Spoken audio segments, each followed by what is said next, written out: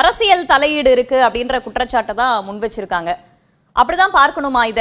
ஏன்னா சிபிசிஐடி இத்தனை நாட்கள் விசாரிச்சு ஆதாரங்களோட, அறிவியல் பூர்வமான ஆதாரங்களோட தான் நீதிமன்றத்துல சமர்ப்பிச்சிருக்கோம்னு சொல்றாங்க.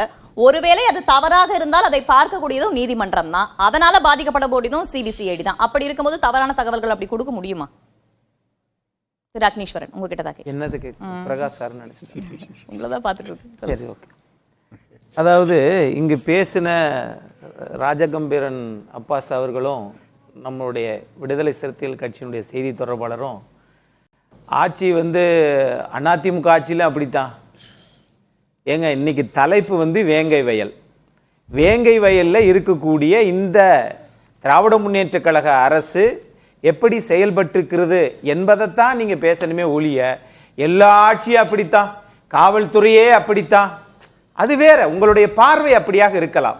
ஆனால் இந்த தலைப்பு என்று வருகிற போது 397 சாட்சியங்கள், 196 கைபேசிகள், 87 டவர்கள், 1 லட்சத்துக்கும் மேற்பட்ட தொலைபேசி இணைப்புகள், இவைகள் எல்லாம் 2022 நடந்த சம்பவத்தை 2023 குற்ற புலனாய்வு துறைக்கு மாற்றிய தமிழக அரசு 2025 அது குற்ற இறுதி அறிக்கை தாக்கல் செய்யப்பட்டதற்கு பிறகு நீங்கள் காவல்துறையில் நம்பிக்கை இல்லை அப்படின்னு சொன்னா சிபிஐ வந்தால் அதைத்தானே விசாரிக்கும்.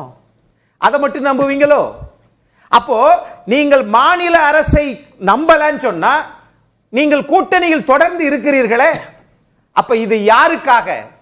அந்த மக்களுக்காகவா அல்லது மாநில அரசை காப்பாற்றுவதற்காகவா? என்ன இது முரண்பாடா தெரியல.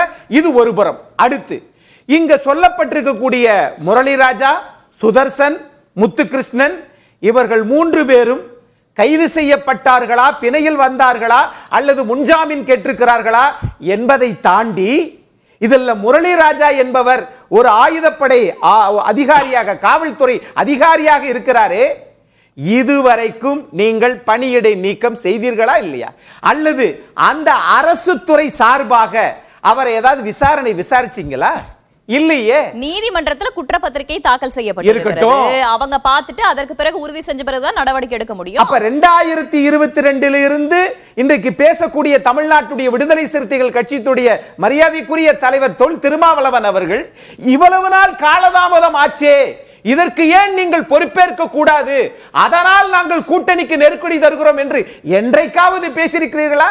சமூக நீதி குழு போச்சு, உயர் நீதிமன்ற ஓய்வு பெற்ற நீதியரசர் குழு போச்சு, இன்னைக்கு சிபிசிஐடி தாக்கல் செய்திருக்கிறது. அவர்களுடைய பணியை செவ்வனே செய்திருக்கிறார்கள் என்றுதான் நீதிமன்றம் நம்பி சென்னை உயர் நீதிமன்றம் இதை சிபிஐக்கு மாற்றாமல் மாநில அரசு நீங்க போய் புதுக்கோட்டை சிறப்பு நீதிமன்றத்தில் பார்த்துக்குங்கன்னு சொல்லிச்சா இல்லையா? இன்னொரு விஷயம், குற்றவாளி யாரும் சொல்லல, அது கடைசிதான் தெரியும். குற்றவாளி இந்த 3 பேர் தானா? ரைட். அப்போ உண்மை குற்றவாளியை கண்டறிய வேண்டும் என்று இதே நீங்க டிஎஸ்பி அதிமுகவோட ஸ்டாண்டா, அதிமுகவோட நிலைப்பாடா நான் கேக்குறேன். இது திமுக கூட்டணியுடைய நிலைப்பாடா? இந்த 3 பேர் குற்றவாளிகள். இவங்க 3 பேர் பேசும்போது நான் அமைதியா இருக்கணும். ஆனா நான் பேசும்போது மட்டும் பேசினால் ஒரு நிமிஷம் இருங்க. 3 பேர் தான் குற்றவாளி என்றது அதிமுக நிலைப்பாடா? சொல்லுங்க. திராவிட மாடல் அரசாங்கத்தின் நிலைப்பாட்டை விசிக எப்போதும் ஏற்றுக்கொண்டிருக்கிறதா? இது இருந்து பாவம் சொல்லுங்க. திராவிட மாடல் அதிமுக அடங்குங்க. ஏங்க திராவிட மாடல் அதிமுக வருங்க. இவர் எப்படி திராவிட மாடல்னா அதிமுக வந்தா திமுக அதிமுக ரெண்டும் தான் திராவிட மாடல். இதுக்கு நான் பதில் சொல்லனா அடுத்த தந்தை பெரியார்களை சீவானி சொன்னாங்க. அதிமுக ஆரிய மாடலா? உடனே அப்படி சொல்லுவாங்க. அதிமுக ஆரிய மாடலா திராவிட மாடலா? சொல்லுங்க. வேங்கை வயல் அதிமுக ஆரிய மாடலா? வேங்கை வயல் ஆரிய மாடலா திராவிட மாடலா? எது? நீங்க சொல்லுங்க. நீங்க சொல்லுங்க. இல்ல நீங்க சொல்லுங்க. அதிமுக வேங்கை வயல் ஆரிய மாடலா திராவிட மாடலா? பாவனன் சொல்லுங்க. அடுத்து நான் போய் சொல்றேன். இருங்க. இதெல்லாம் என்ன வேலை? திராவிட மாடல உங்க நான் இப்போ கேட்பது திராவிட மாடலா அதிமுகவுக்கு பொறுப்பு தான். அதிமுகவுக்கு பொறுப்பு தான். எது? ஏன் கண்டிச்சிருக்கீங்களா? எது கண்டிச்சிருக்கீங்களா? போராட்டம் நடத்துறீங்களா? கூட்டணியில நீங்க இருப்பீங்க. போராட்டம் நடத்திருக்காரா? கூட்டணியில நீங்க இருப்பீங்க. கூட்டணியில நீங்க இருப்பீங்க. மாநாடு நடத்துவீங்க, கூட்டணியில நீங்க இருப்பீங்க. அதிமுக என்ன நிலைப்பாடு? சட்டமன்றத்துல பேசுனாங்களா? ஒருங்க அதிமுக சட்டமன்றத்துல பேசுனாங்களா? வேங்க வயல் சம்பவத்தை அதிமுக சட்டமன்றத்துல பேசுனாங்களா? வீதிக்கு வந்து போராடுனாங்களா?